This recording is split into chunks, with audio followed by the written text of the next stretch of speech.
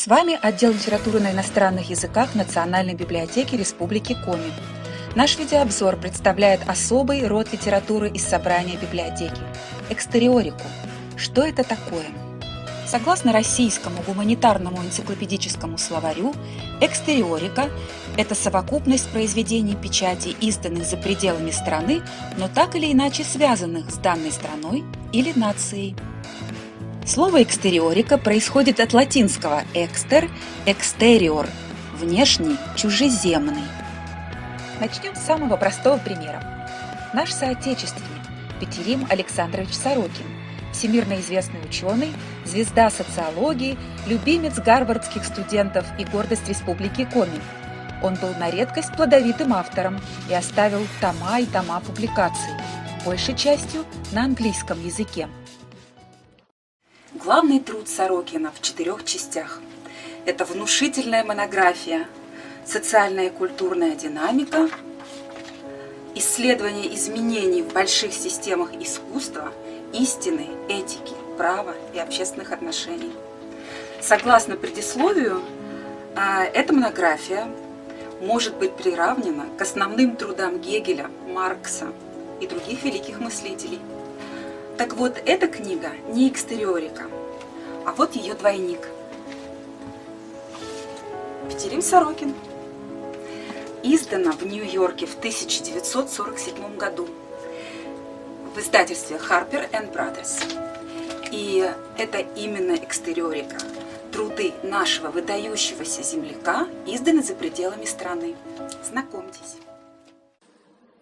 Сейчас книгу Сорокина на английском языке штудирует читатель-эрудит, историк по образованию Денис Аксузьян.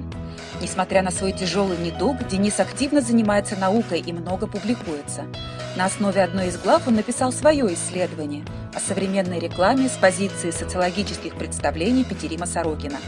Статья опубликована в юбилейном номере журнала «Наследие» за 2014 год. Автор размышляет о меняющихся ценностях и мотивах, целях и потребностях людей, о поиске смысла исторического существования. Если когда-либо статья Дениса попадет в иноязычное издание, она, скорее всего, будет приобретена для нашей коллекции экстериорики. Как говорится, знай наших. А теперь от литературы научной мы плавно переходим к литературе художественной. Наши авторы, изданные за рубежом, это экстериорика. Начнем с поэзии. Первая поэтическая остановка – Хельсинки. В 1984 году в Хельсинки в издательстве Общества финской литературы вышла небольшая антология лирики на коми-языке с параллельным переводом на финский «Кукушкины ночи». В ней представлены 15 поэтов, начиная от старшего поколения Ивана Куратова и Виктора Савина. Переводы с коми на финский выполнила профессор Рая Ракел Бартенс.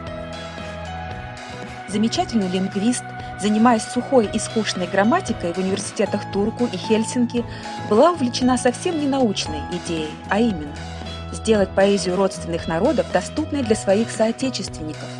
В результате, наряду с «Кукушкиными ночами» появились «Невеста с яблочным лицом», «Поэзия для крылатых богов», «Звезды на снегу» и даже «Лебеди на лице Бога». Сборники поэзии на языках ханты, манси, удмуртском, мордовском и мари. А перед вами другой вид искусства. Работы, выполненные из льняных нитей финским дизайнером Раей Йокинен. Причем тут экстериорика? Ни при чем, просто красиво. Если сборник на финском языке получился полностью мужским, 14 поэтов и только одна поэтесса, то вот этот экземпляр таллинского издательства собрал под одной обложкой женскую лирику. Галина Бутрева, Алена Ельцова, Александра Мишарина и Нина Обрезкова. Они же подпись переводчика Арва Валтона. В то время он возглавлял Ассоциацию финно-угорских писателей. Образцовые переводы Арвы Валтона. И здесь надпись с добрыми пожеланиями 8 мая 1999 года. Благодаря Арва Валтону и его переводам на эстонском языке можно почитать рассказы Елены Козловой «Синее стеклышко», а также историческую повесть Владимира Тимина «Мальчик из Перми-Вычегодской». Здесь очень удобный крупный шрифт, как раз для детского чтения.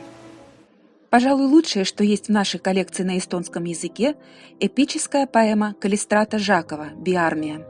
Это относительно новое приобретение, книга издана за рубежом в 2015 году.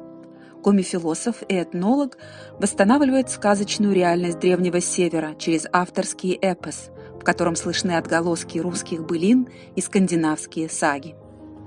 В поэме рыжебородый князь Еур и два его друга Ошпи, по Коми медвежонок, и Верморд, лесной человек, отправляются из Коми Пармы в далекую Биармию за невестой, и автор следует за ними.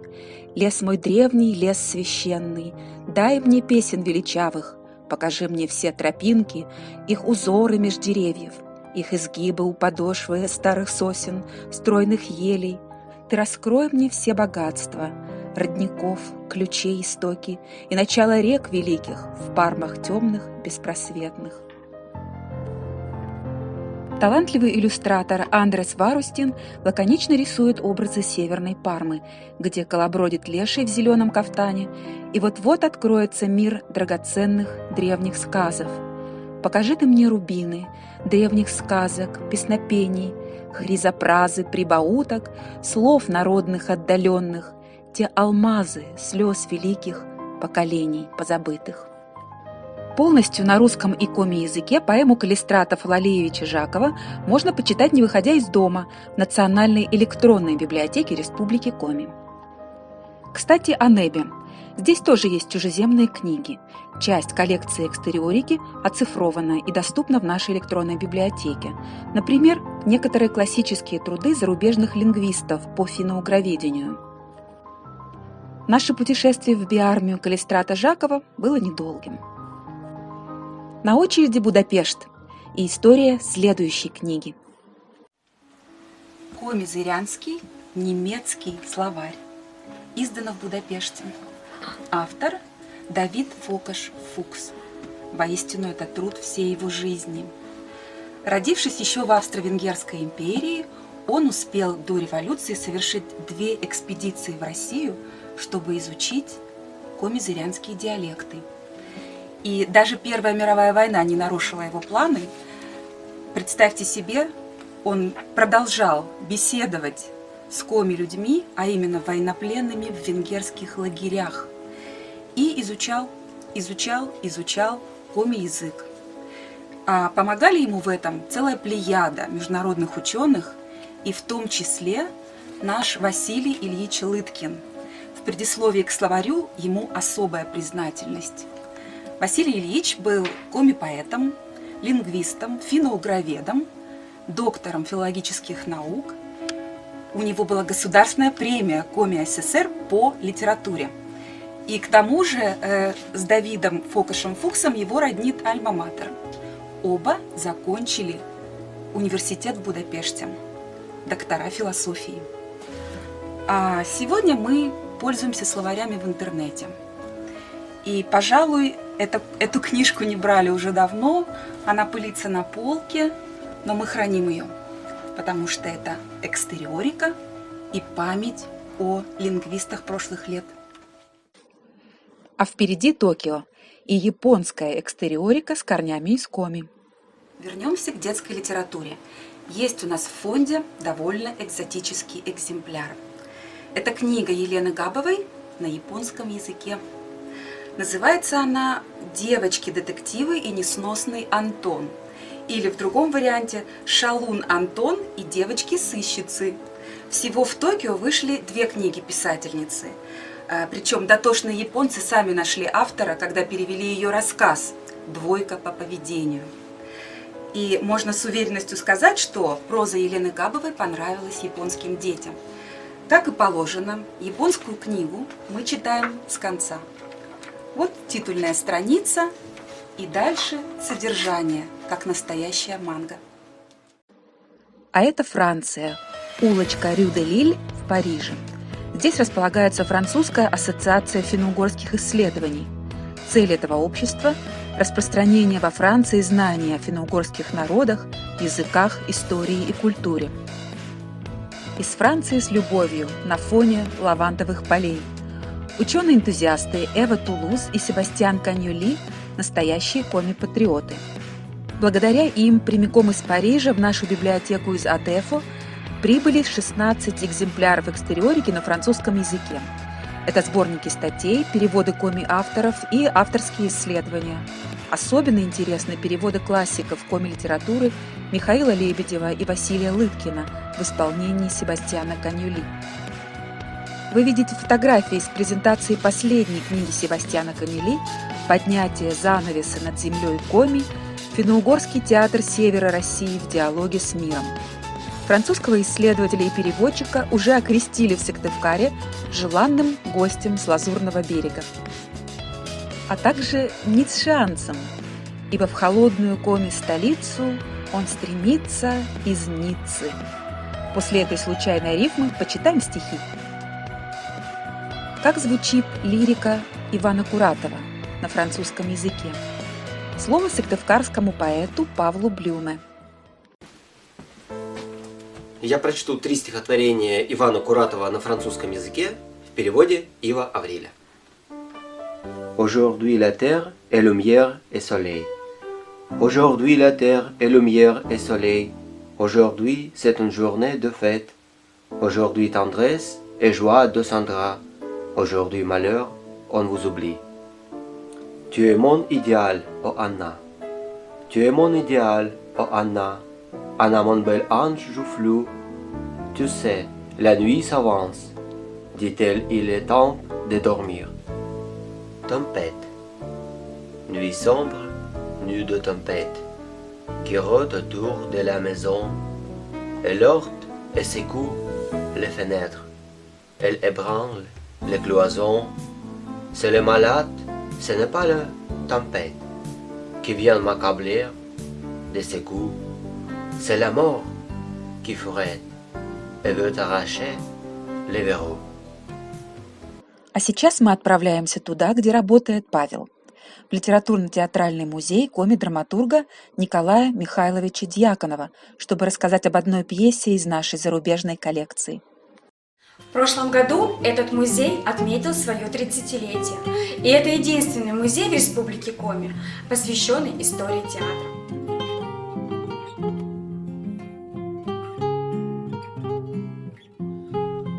На крылечке твоем каждый вечер вдвоем. Николай Дьяконов, имя которого носит музей, прославился благодаря одной пьесе «Свадьба с Пританом». Пьеса была переведена на русский язык и шла с неизменным аншлагом в Московском театре сатиры. Автор получил Сталинскую премию. Комедию Дьяконова подхватили другие театры Советского Союза, а в 1953 году на киностудии «Мосфильм» вышел цветной музыкальный комедийный фильм-спектакль. Успех фильма был ошеломляющим. История двух влюбленных из соседних колхозов оказалась близка не только советским людям. Пьесу Дьяконова перевели на чешский язык. В Чехословакии она стала гвоздем сезона в Народном театре города Брно. Сохранились театральные афиши. Известны имена актеров, хореографа, режиссера, дирижера. К сожалению, мы никогда не узнаем, как звучали знаменитые куплеты Курочкина под музыку чешского композитора Яна Шрубаржа. Но прочесть диалоги героев на чешском языке мы можем. Самое главное, один экземпляр «Свадьбы с Приданым», изданный в Праге в 1953 году, есть у нас в Национальной библиотеке Республики Коми. Тексты на чешском Франтишек Врба. И это ценный экспонат коллекции экстериорики. А сейчас куплеты Курочкина. Оля.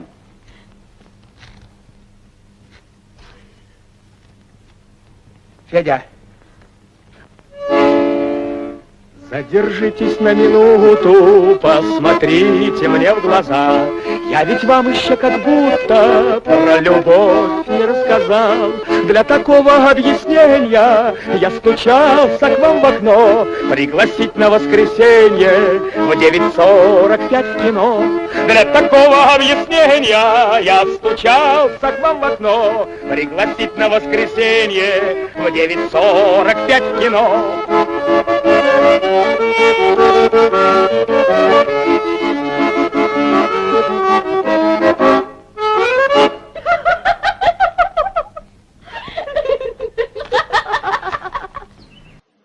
Прогулка по музею закончена, а знакомство с книгами продолжается. Как мы убедились, экстериорика из коллекции Национальной библиотеки Республики Коми разнообразна по географии. Хельсинки и Нью-Йорк, Таллин и Тарту, Париж и Будапешт, Прага и даже Токио.